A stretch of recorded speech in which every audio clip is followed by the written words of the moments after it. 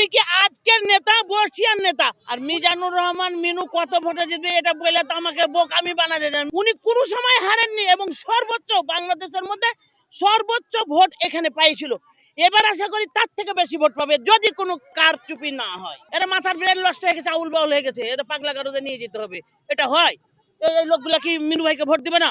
আরে এটা তো ২৬ নাম্বার আর এটা তো ২৬ নাম্বার আর এটা তো বিএনপি, আগাগোড়া বিএনপিরই ছিল। এটা তো এখানে তো বিএনপির বাইরে কেউ কথা বলতে পারছো না। মহিলাদের ডাকাই লাগে না, মহিলারা সদিচ্ছায় চলে আসে। এবং মিনু ভাই কেন, খালেদা জিয়া, তারেক রহমান, শহীদ রাষ্ট্রপতির প্রতি তারা অনুগত, এর বাইরে ওরা না।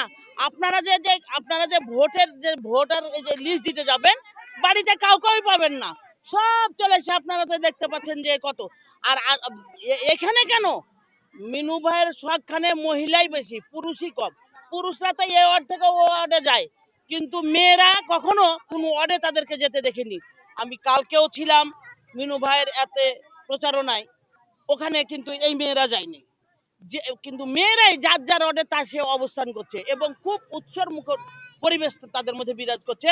তারা এতদিন ভোট দিতে পারেনি, তারা যে ভোট দিতে পারবে সেই আনন্দেই তারা আনন্দিত। জনগণের সাড়া তো পাচ্ছি, জনগণ ভোট দেওয়ার জন্য উদ্গ্রীব এবং উৎসব পরিবেশে। এরা এতদিন ভোট দিতে পারেনি, এদের ভোট মানুষে দিয়েছে।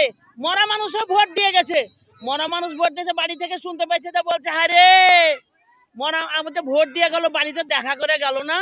এই ভোট থেকে অব্যাহতি পাচ্ছে, এই জন্য সবার মনে আনন্দ। এখন প্রশাসনই বলতে পারবে প্রশাসন কেন গুলি চালাইছে, প্রশাসনের উদ্দেশ্য বিদেশ কিছু না। আমি একটু কথা বলি, এইটা ভোটটা বদ্ধ করার লেগে একটা চক্র কঠিন তাকে লেগে আছে, তারা কঠিন ভাবে প্রতিহত করার চেষ্টা করছে, কিন্তু ভোটটা জনসাধারণ দেওয়ার জন্য উদ্গ্রীব হয়ে আছে। মানে কি বলবো, ভোট তো ভোট, এতদিন যেহেতু ভোট হয়নি, ভোট হবে এটাই স্বাভাবিক।